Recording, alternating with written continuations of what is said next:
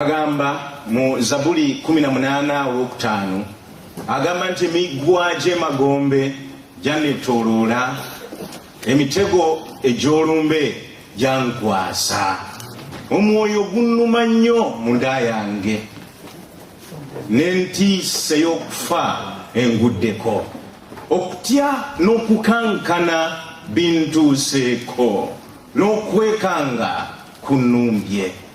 Olwa Zaburi 89:7 n'olwa n'agamba nti ojjukire nkwegayiridde ekiseera kyange bwe kiri ekitono, abaana b'abantu bonna nga wabatondera ebitaliimu.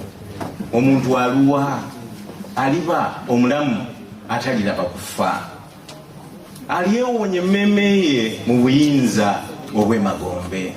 N'agamba nti era newankubadde nga ntambulira mu kiwonvu ekyekisiikirize eky'olumbe, siritya kabi konna, kubanga gwe oli nange. Olugga lwo n'omuggo gwo bye bigira bitya, bye binsanyusa. Olwaleero njagala okwogera gye tuli ku nsonga gy'otandyagadde kuwulira singa nakugambye nti londawo, naye ensonga gye ndowooza nti ogyetaaga okugiwulira era weetaaga okujanganga. Ensonga gye ngenda okwogerako bwe naba ntandika ejja kutiisa abasinga obungi, yayinza n'okuyingula ezziga mu bamu, naye njagala okulowooza nti okyetaaga nange nkyetaaga, era nga ngenda kwogera ku nsonga egamba nti the scare of death.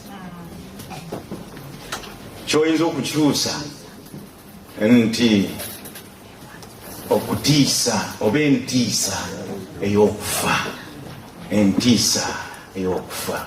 Nagambye nti oyinza okuba nga tewandyagadde kukiwulira, oyinza okuba nga tewandironze kubeera wano singa nagambye nti kyengenda okwogerako.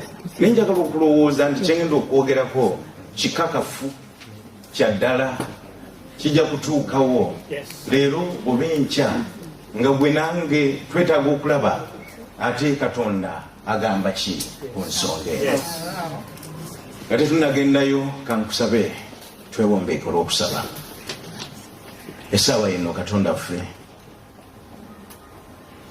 etuuse twogere ku kigambo kyo, naye otadde ku birowoozo byange ensonga enzibu, ensonga y'okufa. Bwe tugirowoozaako twesisiwala, bwe tugifumiitirizaako twekanga. Katonda waffe, ensonga eno buli lwegwawo omwana w'omuntu yeesikamu, omwana w'omuntu akankana. Naye olwaleero Katonda ffe twagala okufuna amaanyi nga tugenda mu kigambo kyo, otukwate ku mukono tuyingireyo nga tugyogerako. Gitwoleke, gitulage, tuwe n'obukakafu bw'obulamu bwaffe olwaleero n'olwenkya nti buli mu ggwe. Nga tutuuke ku nkomera y'okusinza ku olwaleero nga ffena tukakasa nti kibadde kirungi bwe ngenza okusinza, nga tugamba nti kibadde kirungi kubanga mpulidde eddoboozi lya Katonda ayogedde gye tuli era tuvuddemu nga amaze okutukulembera. Yogera gye tuli bw'otyo, okuyita mu nze gw'olonze, ate nga ngezaako nange okunnyonnyola ng'ekyo ky'otadde ku birowoozo byange, kambule gw'olabike. Abantu bo bawulire eddoboozi lyo, kabakulabe wakati mu ffe era bakuwulire ku bwa Yesu Kristo Mukama waffe. Amiina. Mu nsi y'Abayonaani waliyo kabaka omu, kabaka eyafuga obwakabaka bwe n'omukono ogwali ogw'eddembe. Kigambibwa nti kabaka ono yali mulungi nnyo ekyenkanidde awo nti yafuga abantu be ne bamwagala nnyo olw'ebirungi bye yabatuusaako. Bamwagala nnyo nti bali tebalabanga kabaka amufaanana, bamwagala nnyo kabaka ono ne kituuka ekiseera nga baagala bamusinze kumpi nga Katonda kubanga bo kibasobozesa. Kigambibwa nti naye ebyembi kabaka ono yagenda ng'akula mu myaka okutuusa lwe yagenda nga ggwamu amaanyi. Ebyembi ng'agenda akaddiwa wali tewali agenda kumuddira mu bigere we yali asobola okuzaawo nti ono yagenda okutwala mu maaso bwakabaka. Obwakabaka buno mukwatiikirira kwabwo kabaka ono n'agenda alumbibwa ekirwadde ekyali ekyamaanyi ddala. Abaali bamwetegereza abaali bamujjanjaba kwe kukamutema nti buno bw'olwadde si bwakuwona. Bamugamba nti olina okuteekateeka ennyumba yo kubanga ddala ogenda kussa omukono. Kyali kibi. Kabaka natandika okutunulatunula nga talina mwana wa bulenzi omulangira ayinza okudda ku Namulondo. Naye ekirungi waliwo omwana gwe yali yazaala. Omwana ono yali wa buwala, yali mu mbejja. Naye obwakabaka buno bwali tebutuuzangako mu mbejja yenna obwakabaka obwo. Kyebava abateesa abagezigezi kubanga kabaka yateesa n'ebyennono n'amateeka yagajjawo. Ne bateesa ne bagamba tekibangawo naye kabaka bw'okkiriza ono mu mbejja asobola okuddira mu bigere. Era ne kituukirira.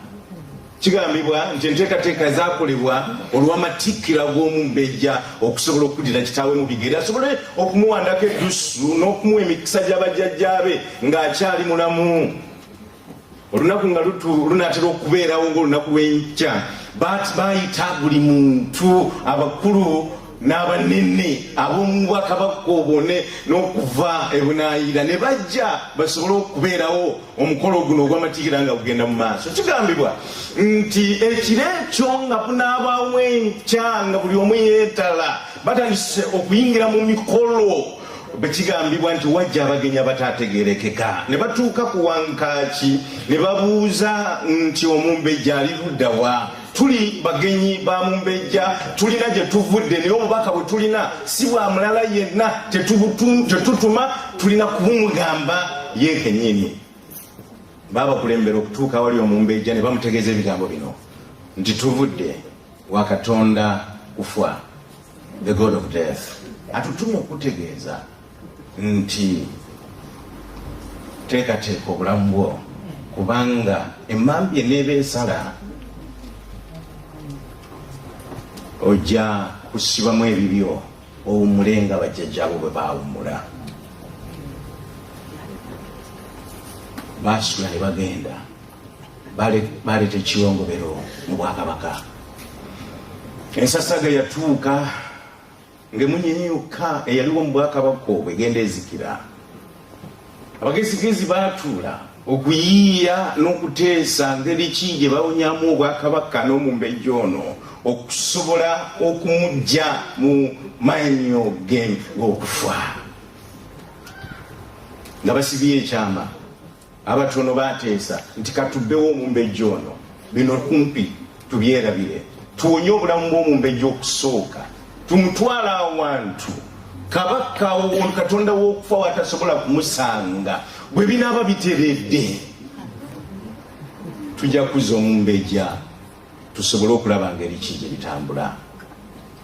Kyakolebwa bwe kityo omumbejja ne bamubbawo disguisedly nga bamubuzaabuzizza. Omumbejja ne bamutwala gye baali balina okumukweka awatamanyibwa bangi naye okuggyako wakawunda k'omunda. Kigambibwa nti baatambula ekiro kyonna buba bunaatera okukya ng'emambi eneetera okusala ne batuuka we baali bagenda okumukweka.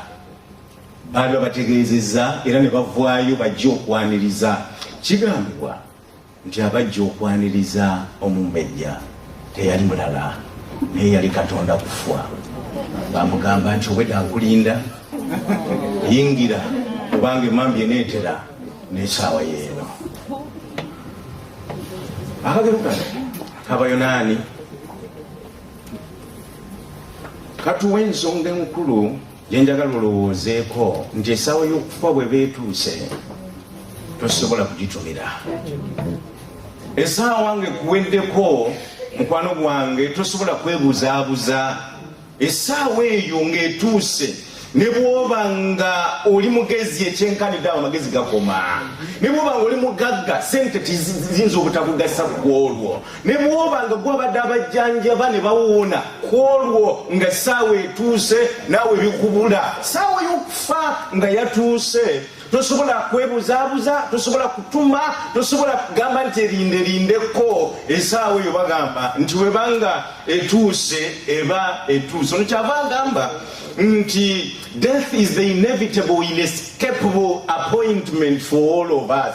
Tosobola kutuma tosobola kwebuzabuza gwe olwo olinawo kugenda agamba you cannot outsmart no cheat death.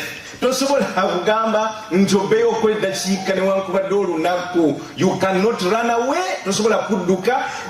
You can disguise escape from death. Sawa y'okufa nga yakutuuseeko oyinza okuba nga yeeyo ddala. Lumu nali nvuga ku nguudo z'omu Kampala nga nina awendaga nali mpapa nnyo nali ngenda kubuulira naye nga mpapa obudde nga buŋŋenzeeko ekyomukisa omulungi eri teri kamera ng'ezeewamwe wano eriyo bapoliisi naye nabo osobola okubatunulamu oba obasanze oba ekyo nadduka ate akamotoka ke nali nzirukiramu kaali kanyamba nga kasobola okwanguwayanguwako naye mba nziruka nga ngoba nsobola okutuuka mu budde nalimu nzekka bwe mbeeramu n'abalala sira kudduka bwentyo naye bwe mbeeramu nzekka ntegeera nti agenda ayinza kubeera omu olwekyo nagezaako nenziruka naye mba nziruka nensanga omusajja omulala emmotoka ye yali mpyamuko okusinza ku namba puleti za Uganda yinza okubanga teyali mpya ddala naye okusinza ku bya Uganda namba ye yali mpya okusinga eyange okusinza ku registration ya Uganda ne muyisa omusajja bwe muyisa ndowooza yanyiiga n'atandika okungoba ngenda okutunula mu ndabirwamu omusajja nga ngoba naye nga alina ekyengoba neniye emotoka netugenda omusajja netutuuka mu koona nga nze muli mu maaso naye ng'ayagala mpisizeewo nemuwa indicate mulaga nti tosaanidde kumpisa naye omusajja yagaana najja naye bwe yajja ng'ayagala mpise lyali koona bbi omusajja emotoka yali egenda kumuva mu ngalo mukama n'ayamba n'atereera nga nkyamuli mu maaso omusajja bwe yaddamu akumaanyi nga ngenzi ngenda okunula bwenti omusajja nga andiko omusajja nga ngoba nadduka kubanga nali ku byange naye nga omusajja ono tamanyi gyendaga nange simanyi gyalaga naye ze ndi ku constant speed ne maze okutayiminga nti dakiika zino zisobola okuntuusa ku kituuti n'okuwulira kwendagako nenvuga emotoka yange nga nina speedi gyendiko gyenkuma constant okujjako mu makoona n'awabi bibi nenziruka omusajja nga ndi bubi bwe yatuuka awalungi najja anziza emotoka mu maaso bwati n'ateekayo yadduka emotoka nenzikakkana kubanga wewawe yange yali ekyayinza naye twali tutuuse kumbiranye naye nga mu butuufu simanyi gye tuyinza kukoma namuleka n'agenda wayita eddakiika nga 10 nange nentuuka awaali abantu ngenda okutuuka nga mpisizza oyo motoka agikubye ekigwo naye nga tawonye n'emotoka tetegerekekana bulungi nti yo ye yabadde ampisa nkwano nkubuulira olwaleero nti okusaawa y'okufa nga yatuuse wali olwo papa otuuke ne mu kifo ogenda okufiira otuuke ne mu ssaawa eyo nga teyiseeko ne kasekendi akamu olw'ekyo okufa y'ensonga enzi wagamba Yobu nti wasalawo dda omuntu ennaku zaaliwangaala wamutegekera n'emyezi n'oppimira ddala ebbanga lyatayinza kusussaawo. Ampuliriza Omuwandiisi omu kyeyava awandiika n'agamba nti if I knew where I was going to die, singa nali mmanyi wengenda okufiira, and when I was going to die, nadi wengenda okufa, I would not go near that place at that time. Nti sandigenze mu kifo ekyo ku ssaawa eyo, naye nga bwe nkugambye tetumanyiwa, tetumanyidde. Nekibeera ng'olinganga papa ebiseera ebimu naye ng'oluubirira okutuuka mu kifo ekyo w'ogenda okuwummulira w'omugenda okusisinkanira kubanga awe wali ensisinkano yo nayo. Ampuliriza, bwali bubiri obuvubuka bagamba nti two of the most scaring things ebyokufa bye bino, nti okufa kututiisa nnyo, kutukanga n'ebibiri ebisinga okututiisa mu kufa muno. Agamba nti going never more to return. Singa wali abali bagenzeeyo ne bakomawo ne batuwulira nti eri kuwumula buwumuzi nga bwe batugamba twandigambye nti akampummule nange. Singa waliyo abali bagenzeeyo ne bategeeza nti teri bulumi teri kiki, oba oli awo naye abagenda tebanda. Ekirala gye balaga tetumanyiyo, basirika busirisi ne tubanoonya naye nga we baali tetukyabalaba. Ekyo ne kitutiisa mu nsonga y'okufa. Onagamba nti obuvubuka bwali bubiri obwagenda mu gold mine, kyeki ekirombe ekya zaabu. Mu kirombe ekya zaabu kino obuvubuka buno bugenda, naye bwe bugenda bwatunula nga butunulira ekirombe kino, akamu ne kagamba kannewaako nti yingira. Bwali mulaba trucks nga ziyingira, akamu ne kagamba kannewaako nti yingira, akalala kamugamba nedda nze ntidde sijja kuyingirayo.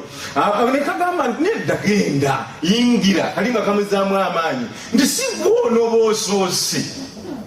Nagamba nti tunula n'ebimotoka biibyo biyingira, naye kali ne kamugamba nti eyo ensonga yennyini lwaki ntidde okugendayo, kubanga ndaba eziyingira naye siraba zivaayo. Ndaba eziyingira naye zivaayo siziraba. Singa okufa kwali kwangu oba oli awo naffe twandyagadde. Okufa kuno tuwangadde nakwo emyaka n'emyaka, okuvira ddala mu lusuku Aden. Bayibuli etutegeeza nga Setaani ajja okukatulimbalimba nti okufa temulifa. Olwaleero obwe bulimba bwekyasinzeeyo obubi eri olwo lw'omuntu, kubanga yatugamba nti tetugenda kufa. Ne mukwano gwange okufa okwo bwe bulaba obukyasinze okutuukira olyo lw'omuntu. Mukama Katonda n'amugamba Adamu, 2:3:17 nti kubanga owulidde eddoboozi lya mukazi wo n'olya ku muti gwe nakulagiranga njogera nti togulyangako, ensi ekolimiddwa ku lulwo. Mu kutegana mw'onojjanga ebyokulya ennaku zo zonna ez'obulamu. Bwe tutyo okuva ku olwo, ekyo kyekikakafu ddala ekituuka ku lyo lw'omuntu nti mu kutegana mwe tujja ebyokulya. Ayongera no maaso n'agamba nti onookolanga nnyo n'otuuyana okufuna emmere gy'olya okutuusa lw'olidda mu ttaka mwe waggyibwa, kubanga gwe oli nfuufu, era mu nfuufu mwogenda okugira ki? Mwogenda okudda. Gwe nange obwo bwe bulamu bwe tutandika. Tuzaalibwa mu nsi eno enzibu, naye ku nkomerero gye tulaga si walala wonna, naye tugenda mu kufa. Olunaku lwajjo nabadde mbuulira be twabadde tukuŋŋanye nabo ng'omusajja Omufalansa John Roju ayogera ebigambo bino, n'agamba nti we are born crying. We pass through the world complaining and we die unsatisfied. Tuzalibwa tukaaba mu nsi muno, tuyitamu twemulugunya ne tufa nga tetugize eki, nga tetumatidde. Teri n'omu amatira nsi eno. Tubagibaddemu, tulidde, tukoze biki, newankubadde abo abakuzeekuzeemu ffenna tuvaamu nga tetuli bamativu. Naye tuyitamu ate twemulugunya, twandibadde tulowooza nti nga bwe twemulugunya enyo wakireka tugiyitemu tugende. Naye teri n'omu ayayagadde okugivaamu agambe nti nze kaŋŋende nfulume mirembe. N'abo beetuga banyigirizibwa nga balaba nti obulamu tebukyayinza kweyongerayo kubanga babonyebonye ekimala. Kyava amaliriza ng'agamba nti naye tuzaalibwa tukaaba. Gwe nange ffe abazaalibwa ng'ogyeko Adamu ne Kaawa abaatondebwa abatazaalibwa ffe ffenna olyo lw'omuntu abazaalibwa tuyingira mu nsi eno naye ng'ekitwolekera mu nsi eno giba miranga na maziga yetukaaba. Nabadde mbanyonyola olunaku lwajjo nti ebyembi ffe bwe tuba tuyingira mu nsi muno teri atukaabira naye tujja tumanye okukaaba. Bwe wabanga waliyo ekintu omwana w'omuntu kyamanyi kye batamuyigiriza kyazaalibwa nakyo ate nga mukugu mu kyo ge maziga. Tuyingira tukaaba naye ebyembi era tufuluma bakaaba mu maziga. Ne bubanga obulamu bw'omuntu bwetoloddwa si kirala naye twetoloddwa maziga. Okufa kuno kuze kutufunzafunza bw'osoma Bayibuli ojja kwetegereza nti abatusooka bawangalanga emyaka 900 years. Just imagine it. Naye nga sikitegeere olwenda sikitegeera tekijja mu birowoozo byange kubanga n'ekyenda nagyo mingi naye si 900 si 19 naye si 5 naye 9 abamu ate nga yasinga okuwangala yasuusanamu nga anaatera okukoona 1000 bwe yali atutonze bw'atyo. Naye kibi kigenze kitufunzafunza nti oluvannyuma lw'amataba Bayibuli etegeeza nti emyaka gyafunda nnyo ne gikka ku 12 era ng'abaasinga okuwangaala mu biseera ebyo bawangalanga emyaka 12 gyokka. Oluvannyuma bw'osoma mu Zabbuli essula y'ekyenda olunya olw'10 Bayibuli ekugamba nti tuwangaala emyaka 7 naye bwe tuguma ennyo ate nga gyakubonaabona naye bwe tuguma ennyo abagumu bagenda ne batuusako 8. Olwaleero nabagamba olunaku lwaluli ndi mu Uganda ffe bamu basinga obutawangaala mu nsi yonna. Uganda lifespan yaffe eri mu myaka emeka ng'abakyala bwe basinga okuwangaala abasajja nga bawangaala emyaka 48 gyokka bw'ogatta awamu ne tufuna emyaka 50 nga average. Bwe tutyo kyenva nkugamba nti bw'obanga owezezza emyaka 5 wano half a century wandibadde mufu.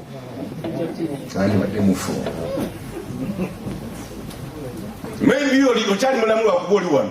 Ffe waffe ebitutta bingi eri gye nva eri.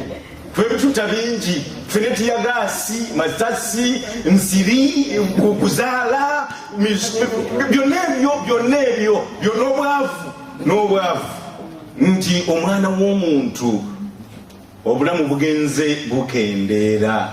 Lwekyo Bayibuli kyeva etugamba tutambulira mu kisiikirize kyaki ekyokufa, mu kisiikirize ky'olumbe. Ekisiikirize ekyo ekiseera kyonna ekiyinza okutuukira mu bulamu bw'ensi eno. Mukwano gwange mpuliriza, ekisiikirize kitegeeza nti waliwo omusana ate kitegeeza nti waliwo object eririyo. Buli lwolabanga ekisiikirize tegeera nti waliwo ekifaanana tegeera nti waliyo object ddala eririyo. Naye muno Bayibuli etugamba nti ffe tutambulira mu kisiikirize kyaki ekyokufa. Kiba kitegeeza nti weewaawo olaba ekisiikirize ekyo waliwo ekiririyo ddala nga kwe kufa. Era ng'okufa okwo ekiseera kyonna kuyinza okutuukirira. Bwe lwolabanga ekisiikirize nga kiyitawo bwe kiti okyusakyusanga amaaso n'onoonya kubanga object eba eri kumpi awo. Object eba eri kumpi awo. Era ekiseera kyonna osobola okugiraba kubanga bitambula byombi ate bitera okweyisa mu ngeri y'emu. Bwe weebaka wansi nakyo ne kyebaka, bw'oyimuka nakyo ne kiyimuka, bw'ositama nakyo kisitama, bw'obuukabuuka nakyo kibuuka tekikuta. Akaana akamu bakampeereza nga katandika okukula n'okutegeera, bakampeereza ku WhatsApp nga katandisa okuzuula ekisiikirize nga katandisa n'okugyamu okutya, ne kakiraba ne kakiddukako emisinde nakyo kagenda okubula bwe kati nga kiri awo, ne kakuba omulanga, kagenda okuba omulanga nakyo nga kyeyisanga bwe keeyisa, ne kagwa wansi ne kagwa nakyo ne kigwa, ne kalowooza kakiyiseeko, kagenda okuvawo okuyimuka nakyo nga kiyimuka nako. Ekisiikirize ky'okufa nakyo bwe kityo nti ebiseera bisinga mwe tutambulira omwo agambye nti tutambulira mu kisiikirize buli wamu. Wampuliriza, buli lwe tutambula, buli lwotandikanga emmotoka yo njagala otegeere nti ekiseera kyonna kiyinza okutuukirira. Ofulumye oteekamu ekisumuluzo naye guyinza okuba nga omulundi ogusembayo okukikuba. oyinza okubanga omulundi gw'okusembayo kubanga n'abalugendo lwasooka nabo batandikanga gwe bwotandise. Oyinza okuba nga tolina mu motoka naye ng'otandise okutambula, ekyo kyandibanga ekisiikirize ekiyinza okutuukira ekiseera kyonna. Oyinza okuba nga n'empewo gy'ossa bwe tuba twebaka, oyinza okuba nga kwolwo ogenda kwebaka obutagolokoka. Oyinza okuba nga olya naye nga kyolya olowooza nti kyekinayamba obulamu bwo naye nga tekiyitewo, nga kinatugiramu awo n'osirika. Ne mukuyingira mu kizimbe nga muno, anything can happen. Ekintu kyonna kiyinza okutuukawo n'osirika busirisi. Ekisukkiriza kino ekibeera nga tutambula nakyo buli olukyo. Omuwandiisi ono kyeyava agamba nti mu kwebaka tuba tuli mu kisiikirize kyaki, kyava agamba nti each time you sleep or get to bed we are practicing and doing a rehearsal of our death. Buli lwebakanga mu tulobooti ng'ekiro kino bw'ogenda okukola otulobo tukukwata bwe tuti, njagala otegeere nti obeera weegezaamu nga bwe bulibeera nga tukusiibula ku nsi kuno obanga ogenda, kubanga ogenda kwebaka weegolodde, ogenda kwebaka ng'ozibiriza, ogenda kwebaka nga tomanyi kigenda mu maaso, ogenda kwebaka nga ng'oluzinze sense of time nga tokyategeera nakikiddako, ogenda kwebaka n'ebikwetolodde nga tobimanyi, bw'otyo bw'ogenda okusirika lumu. Lwekyo biwebakanga Mukama alinganga atugamba nti akugezesa okulaba nti ekiseera kyonna kyandituukirira. Kyova olaba buli lunaku tufa, buli olukya tufa. Buli lwobeera nga otandika okuwunya, tegeera nti omubiri gwe ogutandika okufa n'okuvunda, kyekikuleetera okuwunya. Buli lunaku tufa. There is something dying on us every now and then. Ekira buli ensonga lwaki tunaaba ne tusenya amannyo, kubanga bw'okera ku makya n'oyogera eri mukwano gwoyo ogwasuze naye n'otamuyamba kwogerera eri, ayinza okutegeera ni mu butuufu kwolwo wafuddeko kitundu mu kamwa naye wandibadde ogenzi.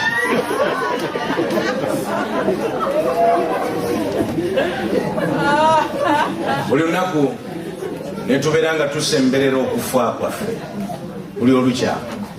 Jo twali walako ku kufa okwo.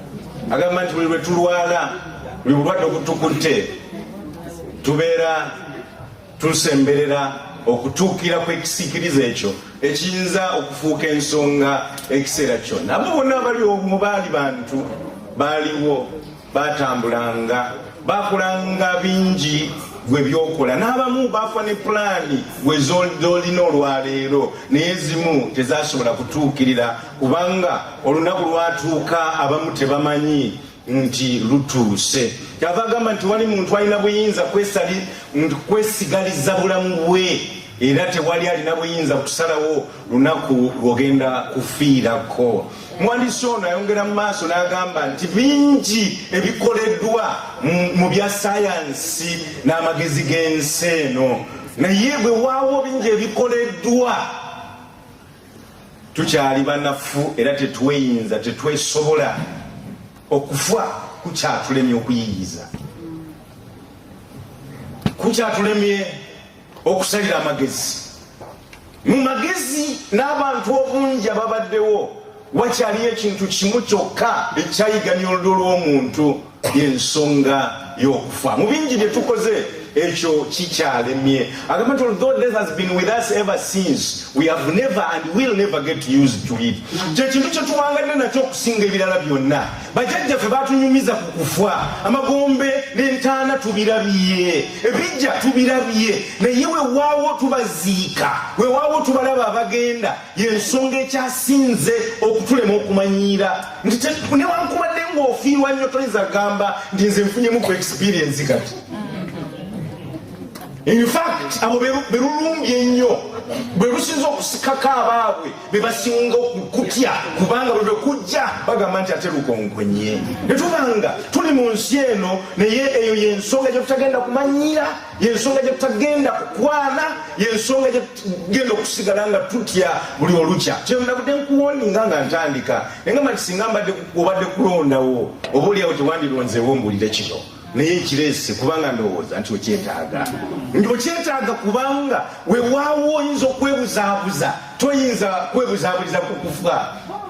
waliwo ebintu bingi ebikakafu mu nsi muno naye abazungu bagamba nti omusolo ng'ogugyeko oguzza ku bbali ekirala ekikakafu kwe kufa as sure as death. Yensonga enkakafu erina okutuukawo. Mbadde n'emikwano gyange abamu abangamba toyogera ku kufa wandiwulira, toyogera ku kufa wandyebika, toyogera ku kufa naye mukwano gwange kankutegeeza olwaliro oba okwogerako oba tokwogerako kujja kujja. Abamu baganye n'okuwandiika wiruzi zaabwe nga balowooza mbu bw'owandiika weebika. Mukwano gwange k'owandiikeko oleme kuwandiika, n'abatawandiika bagenda. Kukwogerako koleme kwogerako, mbusikwogerako. Mukwano gwange yensonga lwaki nze awawalumaawo awawatiisaawo yensonga lwaki ndowoozezza nti nkireeta olwaleero. Nkyogereko eri gwe omwana wa Katonda ng'oyita mu nsi eno otegere nti waliwo ebikakafu, there are some constants which we cannot change. Ebyo bye tutasobola kukyusa, olina kukitegeera, okimanyire, okitegeere, olekosala magezi ki ngeri gye nkituukako bwe kiba kituuse. Naye ng'obukakafu buli nti essaawa yonna kyandikonkona, ekisikirize ne kifuuka ensonga. Bayibuli kyekitabo kyokka ekituwa ku magezi amakakafu n'okuluŋŋamya engeri gye tusobola okwaŋŋaŋŋamu okufa. Yekyo kyokka Bayibuli. Tetulina kirala kyonna nekibeera nti gwe nange ng'omwana wa Katonda tulina okwogera ku kufa kuno okutisiza ensi yonna. Gwe nange tusobole okubuulira ensi nti waliwo akyogera, waliwo oyo akwogerako, waliwo oyo akulinako amaanyi, waliwo oyo akulinako solution. Oyo si mulala niye Katonda waffe. Kyava tugamba nti tulina okwegendereza olw'ensonga eno ey'okufa nga tuyitambula mu bwensi eno. Katuleme kulowooza nti ffe tugenda kufuuka mayinja. Katuleme kulowooza nti ffe tuli batuukirivu nnyo, tusobola okusaba ne tuwona, tusobola okusaba ebyamagero ne bijja, nti ffe tusobola okusaba n'okusiiba era eggulu ne likkiriza ne tubeerawo. Tusobola okubeerawo ne tuwona olwaleero, naye tetujja kuwona byonna kubanga n'abaatusooka abaali abatuukirivu ennyo Katonda bwe yandyagadde basigalewoko nga Pawulo baagenda. Obanga akkiriza abo ne bawumula. Mukwano gwange naawe omutuukirivu wa Katonda olwaleero ali mu kanisa eno ng'omusinza, sagala weeyibaale nnyo olowooze nti nze sijja kufa kubanga nsaba, nti nze tejja kuntuukako kubanga ndi mutuukirivu. Gwe nange ekitulinze ku nsi kuno si kirala naye ensonga eno ey'okufa. The better we get used to it, the earlier in fact the better. Kyava agamba nti wenyumirizanga lwa binaabaawo ddi nkya kubanga tomanyi bwe binaaba olunaku bye luyinza okuzaala. Gwe nange Bayibuli ekuwa amagezi negamba nti olukedde lwe lulwo. Lwolabyeko olubale nti lwe lunaku lwo. Bw'obanga olina omuntu gwe wakyawa olwo lunaku lwo, wandibadde omuntu oyo mugamba nti nali nakukyawa wanyiiza, naye olwakubanga Bayibuli eyogera njagala tutabagane. Kubanga ne Bayibuli etugamba nti bw'oba oli mukkiriza ng'olina ensobi n'obutategeeragana n'omuntu naye n'otegeera ng'okutta ekiweebwayo ogenda okusinza, gamba nti kiteekewaawo kubanga okusinzaakwo n'egyolaga tebirina makulu. Ddayo eka obisobole okukusa ekimu n'okutabagana n'oyo olyoke weeyongereyo. Mumanyi nti waliyo abakristaayo abali mu kanisa muno naye nga tebaguzaganya. Mumanyi nti waliyo abali muno naye nga bakyusa bukyusa kanisa okuva mu eri kubanga bali tebagala kumusisinkana oyo. Ne bagamba nti kabakyukire mu kanisa eno naye nga bayita ku makanisa mangi naye nga bajja mu eno lwakubanga waliwo eyabagoba mu eri. Mumanyi nti tulina abantu nga tulowooza nti ffenna tugenda mu ggulu naye ng'olowooza nti yakunyiiza olw'ekyo tojja na kusinza. Mukwano gwange Bayibuli kyeva ekugamba nti wenyumirizanga mu biki binaabaawo olunaku lw'enkya kubanga olulwo olwolabyeko lwe luyinza okuba olunaku nti oyinza okubisima ku mutima naye nga bikulembera si wala wonna naye kugenda magombe. Kyenva nkoola ti bw'obanga oli wano naye ng'olina gw'okyawa ng'alina ekyakukola ate nga kikakafu ddala. Situwolereza nti kyali kirungi naye nkugamba bugambi nti bwekibawo gye kiri Bayibuli obuvunaanyizibwe buteeka kugwe gwe basomeza musonyiwe lw'onoofuna emirembe. Kubanga ne Bayibuli ekugamba nti Katonda naye tagenda kusonyiwa bw'atafunye kisonyiwo eri abakola obubi. Katonda bimeka bye tumukoze naye nga atusonyiye twamukola biki n'omwana we ku musalaba naye nga yatusonyiwa mu nsi muno nga tumusuubiza naye ne tumuyiwayo naye nga buli olukya atusonyiwa buli lwe tufukamira ku mavivi ne tumusuubiza nti sikyazeeyo okukwonoona naye buli lunaku ne tukikola kubanga Katonda akusonyiwa. Lwaki tosonyiwa balala? Ate ng'okusonyiwa okwo kuyamba gwe kubanga bw'onookiremerako n'ogenda nakyo mukwano gwange nkutegeeza nti ogenda kuyita mu bulamu bw'ensi eno naye ng'olina eriggwa erikufumita buli olukya. Kite kigende nene ku nkomerero kigenda kuba kibi nga byonna biganye.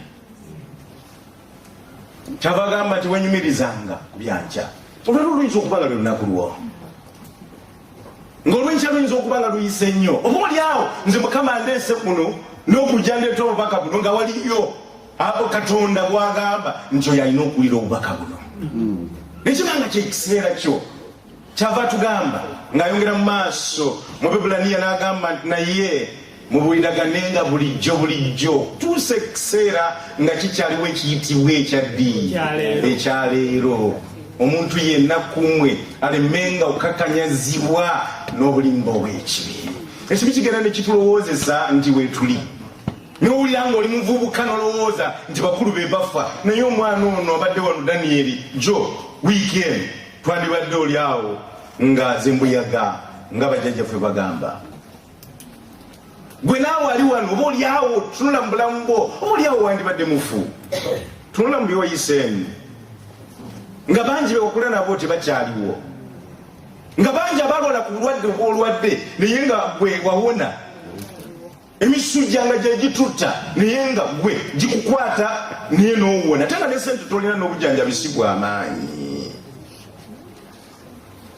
naye nga gwe akukuumye ng'akulabiridde bakulongoosa abalala ne babalongoosa ne batavaayo naye gwe ng'ogenze n'ovaayo ne notategeera nti oba oli awo kwolwo nga Katonda alina kyagamba kyava agamba nti olunaku nga lukyaliwo oluyitibwa leero wandibadde otegeera eyo bayibuli bwetu bwe tugamba ng'etuteekateeka nti ebyenkya tetubimanyi. Bayibuli kyeva egamba mu Zabbuli ey'ekyenda olw'12 n'egamba nti otuyigirize tubalenga bwe tutyo ennaku zaffe tulyoke tufune omutima omuki. Mu Luzungu agamba teach us to number our days that we may apply our hearts unto wisdom. Tuwe amagezi agamba wisdom, not knowledge. Knowledge we can count properly. Tumanya okubala bino na biri, we know mathematics, but it takes wisdom to count one's days. Katonda tuwazisa amagezi tugamanyi tugalina bulijjo naye n'agamba nti kyetwetaaga wano is wisdom, not knowledge. Tusobole okutegeera nti tuli bagenyi ku nsi kuno baaliwo naye tebaliiwo. Olwekyo katufune amagezi tutegeere nti nnyinza okuba nga nkyali n'amaanyi naye n'abamanyi bagenzi, nnyinza okuba nga mu butuufu nkyali mugezi naye n'abagezigezi bagenda, nnyinza okuba nga mu butuufu nze mukulembeze w'ebyokubuulira, nze musumba naye n'abasumba bagenze bawomwedde. Olwekyo Mukama akugamba bugambi nti nkuwandikidde nga nkutegeeza nti mu nsi muno w'oli olwaleero naye bw'obanga wenyumirize mu olwo lw'olabyeko kubanga tomanyi kiki kinaddirira, tomanyi kiki kiddako. Mbogwo gwe mutima omugezigezi munkyusa eno empya mu Bayibuli y'Oluganda empya akikyusa n'agamba nti tuyigirize obulamu bwe buli obumpi tulyoke tufuuke abaaki ab'amagezi. Bulamu bumpi gwatya okukyogerako njagala otandika okukyogerako kubanga oba okyogerako batokyogerako kijja kikakafu sikikwagaliza nange sandikyagadde naye bwe bulamu bw'ensi n'oluvannyuma lw'ekibi. Bayibuli etutegeeza nti waliyo mu byafaayo omuntu omu yekka eyali awangudde ensonga eno ey'okufa. Wandigambye amiina. Era ng'oyo si mulala naye ye Yesu Kristo. Oyo gwokkiriza gwenzikiriza ye muntu yekka mu byafaayo by'amadiini gonna ag'ensi eno eyali ayingidde emagombe. Oyo ye yali amegganyeeko n'okufa yoyo eyali afuddeko ate n'avaayo nga mulamu. Yoyo gw'osinza yoyo gwensinza ne kiba nti olwaleero wandibadde tokyatidde nnyo okufa kubanga amazima gali nti oyo gwokkiririzaamu yabiyingiramu naye nga tabiyingiddemu ku lulwe kubanga Katonda tafa. Teyabiyingiramu ye kubuwe kwefuniramu bibye naye yabiyingiramu ku lulwo. Gwe osobola okuyingiranga mu kufa nga olina obukakafu n'obwesige nti okufa si enkomerero y'oyo akkiriza. Kyava agamba mu kubikulirwa essuula emu mu lunyiro 18 n'agamba nti nze olubereberye era ow'enkomerero era omulamu.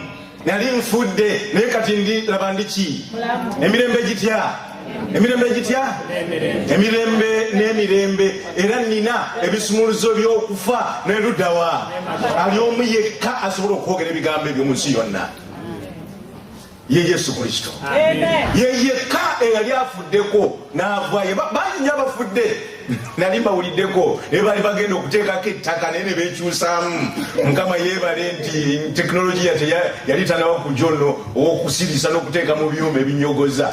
Abo bandibadde tebasobola naye bwe baali babateekako ettaka ne bavaayo naye bamala ne baddamu ne bafa. Ali omu yekka omulamu w'emirembe n'emirembe.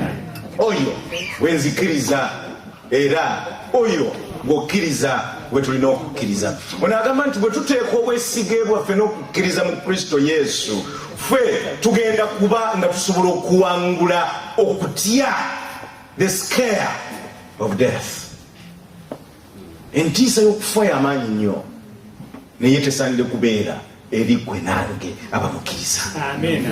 Kubanga kwogitye kakibeere kitya obukakafu buli nti kijja kujja ekiseera kyonna naye kyolina okukola kwe kukweka obulamu bwo mwoyo eyawangula okufa era alina ekisumuluzo ekyawa ekyemagombe. Kyava agamba nti Yesu n'amugamba nti nze kuzuukira n'obulamu. Akkiriza nze newankubadde ng'afudde aliba muki? Akkiriza Yesu Kristo. Ne bwe tufa tusigala eyo naye nga bataddeko bamalayika ba Katonda okutukuumirayo mu kufa. Kyava agamba nti era buli muntu yenna nzikkiriza nze talifa emirembe egitya. N'abuuza nti ekyo okikkiriza? Mukama waffe yeebazibwe. Ekyo ekigambo kyenjagadde okuleeta gy'oli olwaleero.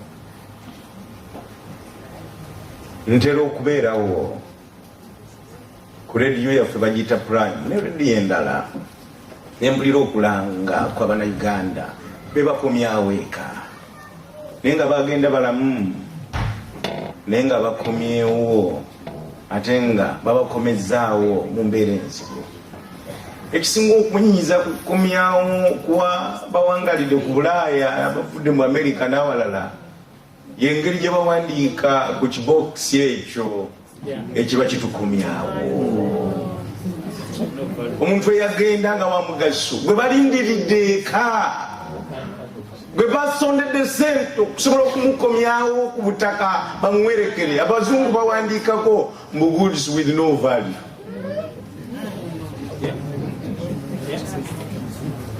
Mukwano gwange mpuliriza bwe tufuuka bwe tutyo nga tuwumudde mu bulamu bw'ensi eno. Naye agambye nti yeebazibwe Mukama kubanga abo abakkiriza Yesu bayinza okubawandiikako ekyo ne mu maaso ga Katonda bamuwendo. Amiina. Kino kyekyama Pawulo kye yazuula oluvannyuma lw'okutegera Yesu era bw'amala okumutegera Yesu n'alyoka agwamu ensisi n'entiisa y'okufa. Agamba nti kubanga nze mba mulamu lwandi lwa Kristo era bwe nfa mba nkoze eki. Nkola kubanga mpuliriza tuyigire ku Pawulo. Pawulo agamba nti okubeerawo okwo gw'omulamu n'okubeerawo okwo e Bulaaya wano okusigala ng'okyali mulamu ng'okyassa Mukama. Abadde Katonda oyo yakukuumye, si gwe kwekuuma, si kulya bulungi, si kugamba mbu bakujjanjaba abazungu ba wano kyovudde obanga abadde Mukama. yakukuma. Amen. Oyo yakulabiridde. Paulo kyava agamba nti sikutya okufa okwo kubanga nze ambesezaawo nze andetedde okubeera omulamu si mulala naye mukama wange. Oyo kyenva ntambula nga manyi nti ne bwe ntambula ntya anankuuma. Nze waliwo lwe nvuga emmotoka yange nga nfuluma ngenda naye nga bwe nabagambye waliwo lwe ngivuga emisinde emizibu naye nga manyi nti kyandiba ekiseera nga kituuse ngera ngenda. Mukyala wange tanaba kukimanyira naye waliwo lwemutiizinga ne musiibula atera okukikola ne mugamba nti nno luno lwengenze nyinza okugenda obutadda. Nagamba ebigambo ebyo saagala kubiwulira ne mugamba naye ntera luli nabyogera nenkomawo naye waliwo lwengenda okubyogera ngendere ddala obutadda. Olwekyo nyinza okuba nsaaga bwentyo naye nga mukusaaga omwo mwe muli mwekwesa amazima gali nti waliwo lwendigenda obutadda, waliwo lwendifuluma naye nga nfulumye ndi mulamu oba oliawo nga lwe lusembeyo okundaba. Kyenva ntandika emotoka yange nga sinagitandika naye kisumuluza ekisooka ne mugamba mukama ntandika, mukama genda nange ebinaddirira bibeere mu mikono gyo kubanga nyinza okwegendereza ku kkubo. Sivuddeyo lwakwegendereza siwonye bubenje bwonna mu nsi eno gye ntambuliddeko lwakuba ndi driver mulungi naye mponye lwa kisa kya Katonda kubanga waliyo abeegendereza naye oyinza okuba nga weegendereza omusajja najja kutomera, oyinza okuba nga weegendereza omupiira ne gulyoka gutulika, oyinza okuba nga weegendereza ekimbe ne kiryoka kikukuba. Twafiirwa omusumba e Uganda baali batambula bagenda kuziika nga bali mu mmotoka naye batuuka awantu ku lw'e Masaka omuti ne guwamatuka bwe gwava nga tegutemeddwa ngalo naye ne gugwa ne gukuba emmotoka omusumba mwe yali n'abakadde abamu ne basirikirawo. Nkwano gwanga mpuliriza abadde Katonda oyo yakukuuma, oyo yankuuma buli olukya. Kyavudde agamba Pawulo nti ebyokutya okufa mbivuddeko kubanga ne bwe nkutya ntya waliwo ankuuma, waliwo andabirira. N'agamba nti oyo bw'alisalawo nti ekiseera kituuse ndiwummula naye bw'ali bagamba nti tonnaba baligezaako bali kuwa obutwa bali kutega emitego naye gyonna ogenda giruukanga buli eryanyi kubanga saawayo eriba tennatuuka. Nze waliwo lwe nali najja nankumbi wali nga ndi mu kammitingi nali mbuulira akawungeezi maze nali omuneyo omukulu mu kammitingi eyo naye bwe mala okubuulira ekiro ku saawa nga 2 oso nenvaawo nali nsula wa mukadde kalyango muyinza okuba mumanyi abamwe be najja nankumbi omwana nanvuga okuntwala gye nali nsula. Tutuuka ku geeti tusanga erisajja litulinze nga litaddeko kabuuti nga liri awo lizinge liri mu kkubo liyimiridde ku geeti ne litugamba nti mufulume mu mmotoka mumpe buli kimu kye mulina. Ngenda okulyetegereza nga liri ku mundu likutte lijjeeyo litusimbyemu ebyomukisa omubiri. Nalina ka bayibuli kokka, nalina bayibuli yokka n'oluyimba ne ka script ke nalimbuuliriramu. Kwe kutulira omusajja nga simanyi kyakukola kubanga yali alina kyayagala naye nga sikirina ensawo nesente nabiki nali mbireseeri nga tayinza kunzikiriza kugenda eyo nakukola biki byonna. Kwe kulowoozamu nimugamba nomukolera eki Mukama naye Mukama nampa obuvumu nenfuluma omusajja nenfuluma nemutunuulira nenvaayo yali kusaide ne ya driver nenvaayo ne ka bayibuli kange n'oluyimba nemutunuulira nemugamba nti sewe ebyakabi ebyembi nze mubuulizi abadde abuulira wali owowulira baleekaana naye sirina kyakukuwa okugjako bayibuli eno n'oluyimba era biibino sebo byeninawo byokka byensobola okukuwa. Ekisajja nekintunuulira tekyayogera nekisembera emabega kikutte emundu yakyo ndowooza kyantunuulira nekinsaasira. Awo okusaawa eyo nga nyimiridde nga musimbye n'alyoka agamba nti kale mugende. Amen. Tebinaggwa bwe atugamba nti mugende omwana yali anvuga n'awulira ng'ateereddwa. Omwana yafumuka emisinde n'andekawaawo nentandika okumuyita bavuga nga batutadde jangu ontuuse.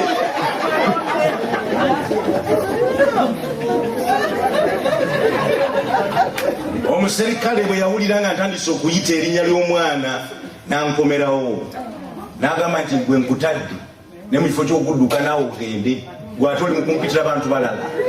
N'agamba ngenda kukuba essasi ngenda kukuttira waawo nemugamba tisebo mbadde siyita bantu balala mbadde mpita mwana oyo adduka omusajja nga takyampuliriza nansuubiza nti ngenda kukuba era nakuokinga emundu ye nabeera wali nashutinga bulungi nnyo nga nterezezaamu emundu mbeera ndowooza nti byakusaaga ngenda okuwulira ekyasi nga kivuga n'omuliro nga gwaka ensisi yali amaanyi nnyo nga wendyawo mukama yanyamba ndi bwe nali male 6 oba nali ne baani wano banyamba nga ndyebuge mawali Museveni nga kyakola mukyaka fe twagenda eri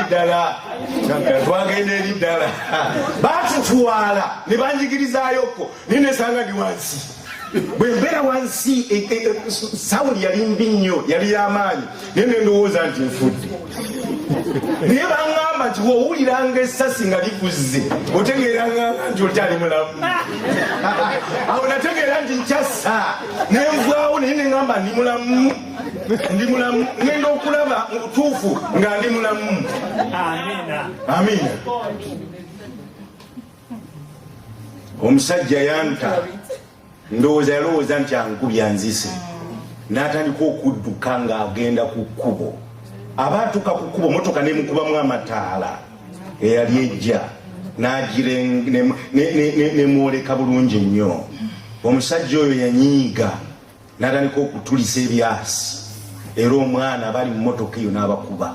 Motoka evu eyo ejje tutomere wano nekuba ekisaakaati ekisengaawo. Omusajja neyeyongerayo tugenda okutuuka ku mwana omusayi kumuyitamu yali avuga yalina omukyala gwe yali naye yawonawo n'akuba enduulu. Bw'atandika okukuba enduulu omwana ne tumuyoolayoola tumuteeka mu motoka okumutuusa ku ddwaliro Ensambya. Baatugamba bugambe nti omuntu wamwe yafudde dda. Mukwano gwange ebyo mbireeta okukulaga nti wali akukuba ate olina essaawa yo. Naye omusajja ono kyava agamba nti tekeraawo okutya okufa. Entisa y'okufa giveeko ejja kukulumiza bwereere. Ne buli kalwadde akakukutte n'otya n'okutambula n'otya n'okukola biki ng'olowooza nti kyogenda obulamu bumukwase. Buteeke muye akugambye nti nze mba mulamu lwani era bwe mba nga nfudde mba nkoze ntya.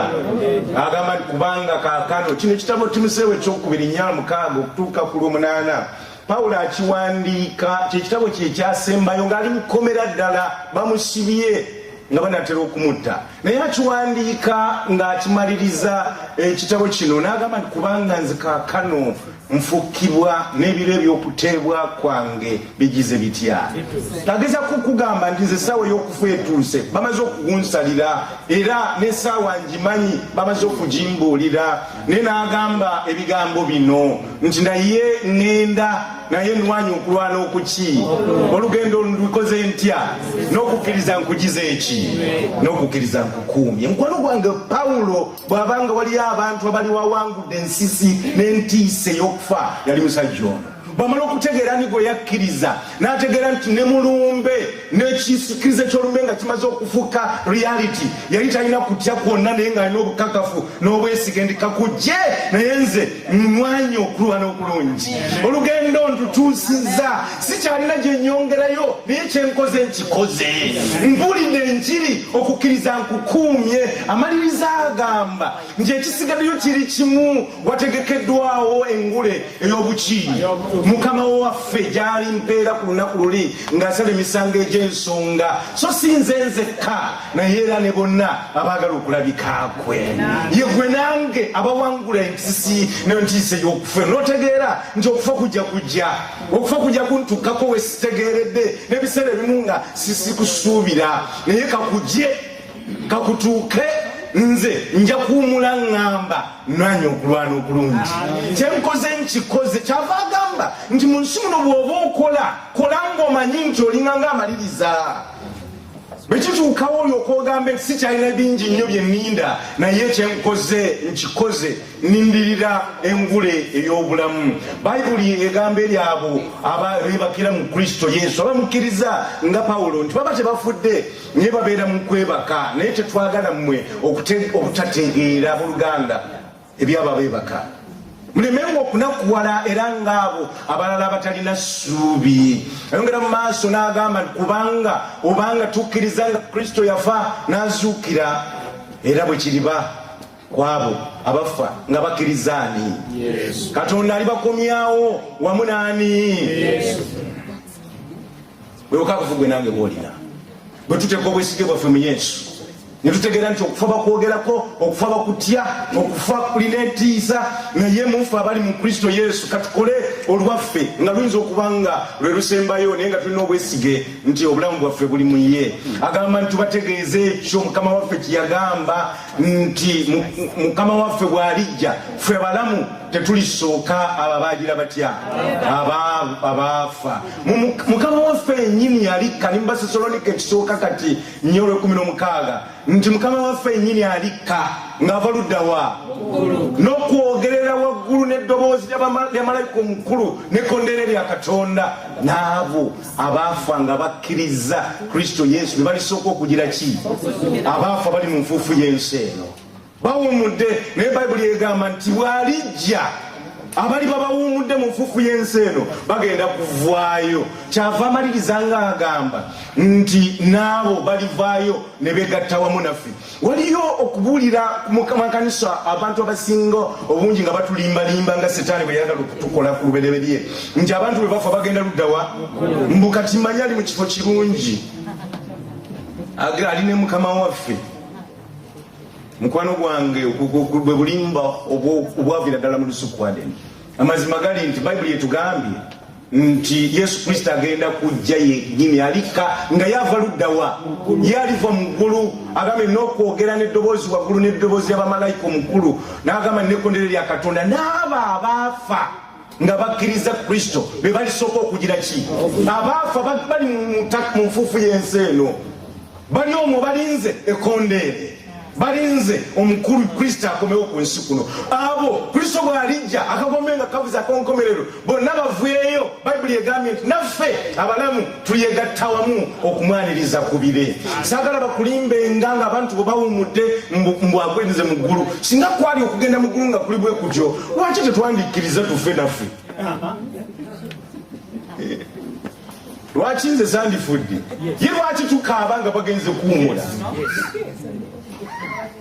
Amazima gali nti Setaani yatulimbalimba mu bintu ebyo, naye amazima amatuufu abantu abo bawummudde. Agambe naffe abali babalamu, abali babakyali abalamu, ne tulyoka tutwalibwa wamu mu bire okusinkana Mukama waffe mu bbanga.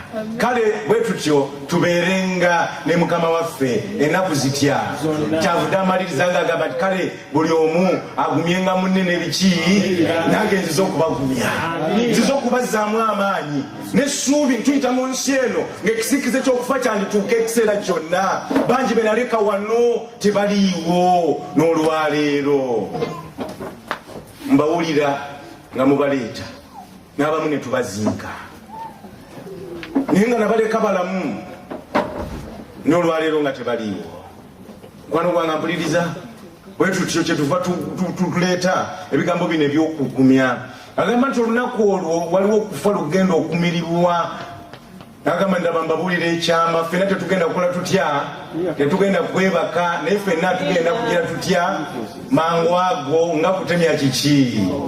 Agambye nti kubanga guno omubiri okuvunda kikugwanira okwambala okutavunda, n'okufa guno okwambala okutagira ki. Omubiri guno okuvunda bwe guliba gumaze okwambala okutavunda, n'okufa nga bufuuse okutafa. Olwo ekyawandikibwa ne kiryoka kituukirira ekigamba nti okufa kugize kutya? Kumiridwe. Ekiseera kijja okufa lwekugenda okukoma, lwe tugenda okwogerako naye nga kwagenda, nga tugamba nti gwe okufa obuwanguzi bwo n'amaanyi go biri luddawa. Ekiseera ekyo kyetulinda naye nga tekinatuuka, tukyaliwo. Njagala okumaliriza n'ebigambo bino nti waliyo abantu ba mirundi ebiri abafa. Ba mirundi egitya? Bebiri abafa. abo abafiira mu Mukama waffe Yesu Kristo, ate n'abo abafa nga tebali mwani. Agamba Danieli 12:2 agamba tera bangi kwabo abafiira mu nfuufu y'oku nsi balizuukira, abamu eri obulamu obutagira ki obutaggwaawo, n'abalala luddawa eri ensonyi n'okugira ki n'okunyoomebwa okutaggwa. Simanyi luddawa gy'ogenda kubeera, mu kibiina ki ky'ogenda kubeeramu, naye agamba nti ekyo temukyewuunya, kubanga ekiseera kijja bonna abali mu ntaana lwe bawulira eddoboozi lye ne bazivaamu. Abo abakolanga ebirungi balizuukira obulamu, n'abo abakolanga ebitasaana balizuukira omuki. Kyetuba tulina okutereeza obulamu bwaffe olwaleero, kubanga gwe eyakola ebirungi neyakola ebibi, fayiro zaffe ziwandiikibwa. Waliyo abantu Katonda abo batayagala baffe. Waliyo kimanyi, waliyo kitegeddeko nti waliyo abantu Katonda batayagala baffe. Waliyo abantu abatafa.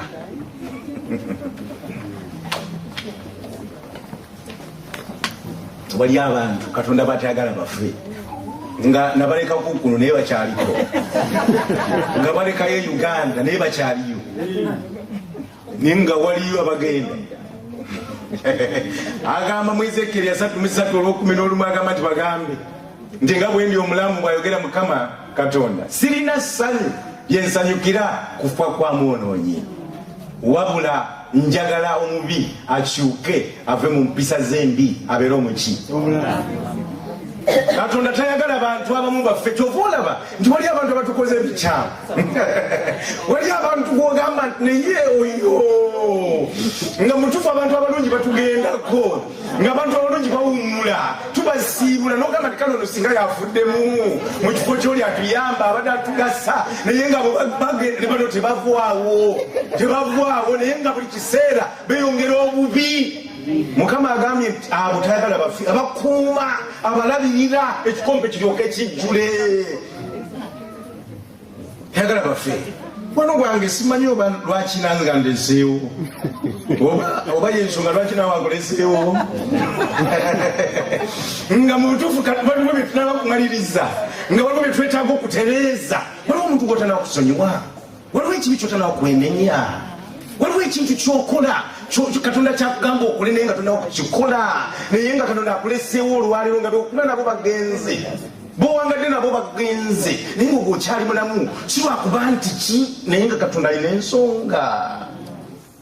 Wandibanga olabye olwaleero n'omwaka guno, naye nga Katonda agamba nti ekikompe kinaatera. Agambye talina ssanyu lyasanyukira abantu ng'abo, n'agamba nti mukyuke okuva mu makubo gammwe amabi, kubanga mwagalira ki okufa, aye ennyumba ya Isirayiri. Agamba nti tasanyukira abantu abamu okufa. N'agamba Mukama waffe talwaawo okutuukiriza kye yasuubiza ng'abamu bwe balowooza, kyokka agumikiriza mmwe nga tayagala wabeewo wazikirira, wabula bonna batuuka okugira ki okwenenya. Kabaka Dawudi waliwo lwe yakungubagira omusajja we, nti kabaka n'akungubagira omusajja we bamuyita Abuneeri, n'ayogera nti Abuneeri yandifuddeko omusirusiru bw'afa. Okimanyi nti waliyo abantu abafa mu by'ekisirusiru, Katonda n'akutumira ababaka, Katonda n'akubuulirira, Katonda n'akubikako obusubi, Katonda n'akuwa emikisa, Katonda n'akusomosa, Katonda n'akuyisa mu mwaka gulimu omanyi by'okola ne by'owangaaliddemu, nga oganya okwenenya, oganya okutereeza amakubo, nga mu butuufu oli mu bwenzi, oli mu bino, oli mu bubiyaaye, oganya okuterera, naye nga Katonda akukuuma. Ku nkomerero n'ofa ng'ekikompe kijjudde. Musajja ono kyava akungubagira Namiki omulwanyi we, n'agamba nti Abuneeri, gwe wenna wandifudde ng'omusirusiru bw'afa. Mukwano gwange, tetukwanidde kufa nga basirusiru. Bayibuli n'omusirusiru emunnyonnyola nti oyo alowooza nteri ani, nteri Katonda. Naye wali abo Katonda basajjukira okufa. Waliwo omuntu eyannuma, oyo yanvaako bubi nnyo, yannuma, kubanga twali tugenda kusisinkana, yali mu kamiti musumba munane, twali tugenda tusisinkane nga amaze n'okunkubira kasimu yakamala okubuulira nange nvuga ngende naye ngenda okuwulira nga sina nakusimbula nti omusumba Mulindwa abadde afuluma n'emmotoka bw'ati.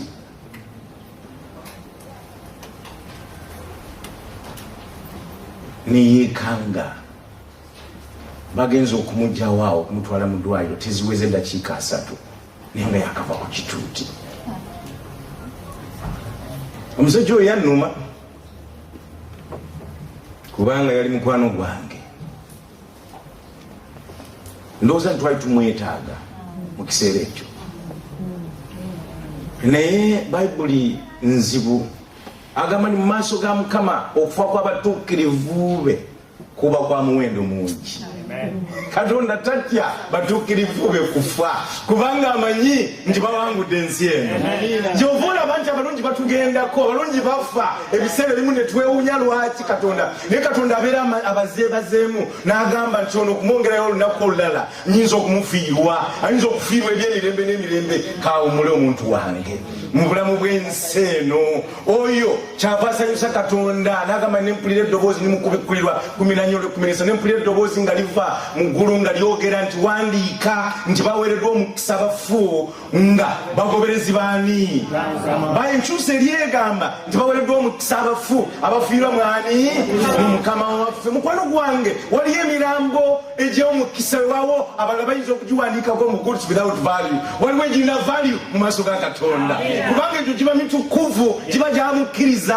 Abo bamalayika ba Katonda abateekawo awo kubanga abeera ategedde nti abo bawumudde mu kutegana kwabwe, abo bawumudde n'essuubi eddamu erya Mukama waffe. Kyava agamba nti bw'atyo bwayogera Omwoyo nti okutegana kwabwe kukomyawo. Bawumule kubanga ebikolwa bwabwe bigira bitya, bigenda nabo. Mukwano gwange fayiro zigenda okwebikka bwe ziti ng'abo bamaze okuweebwa obulamu obutagwawo, ng'abo bamaze okukkiriza Yesu, ng'abo bategedde nti kakibe ki engule ey'obulamu eri wamu nabo. Kyova omuwandiisi ono teyatatya n'agamba nti nze newankubadde nga ntambulira mu kiwonvu ekyekisikiriza ekyaki siritya kabi konna kubanga ali naani, kubanga ali nange. Nange kyenva ntambula nga manyi nti olwandisembayo, kyenva njogera nga manyi nti nyinza okwogera olusembayo, kyenva ndya nga manyi nti nyinza okulya olusembayo, kyenva nkola byonna byenkola nga simanyi kiki kijja, naye nga kiri kimu kyemanyi nti obulamu bwange mumukwasiza. Obulamu bwange buli muye, ekijja kakijje, naye ndi wamu ne Kristo Yesu. Mukwano gwange ampuliriza, simanyi bulamu bwo bwe buli. Abamu tuli mu kanisa naye nga tetuli mu kanisa, abamu tuli mu kanisa naye nga tuli mu kanisa ate tetuli mu Kristo. Abamu tulowooza nitumwagala nnyo tumugoberera naye nga tetutambudde nga bw'atugamba.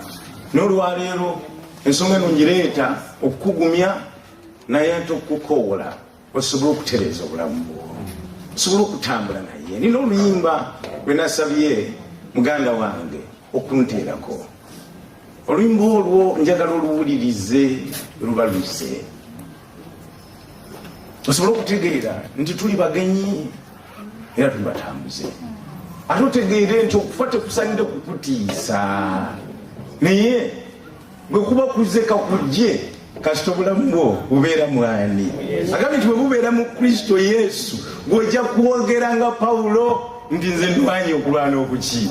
Ekyo kyenjagala okukola nange fumumule mulamu bw'ensi eno nga ŋŋamba nti mpumudde naye kyenkoze kikoze. Mbuulidde enjiri abantu ba Katonda balokose era tuteeseteese bangi olw'obubaka obwo. Njagala owulirize obubaka obwo mu luyimba olwo nga bw'olowooza ku nkomerero tulyoke tuyimirire olw'okusaba okusembayo esebo.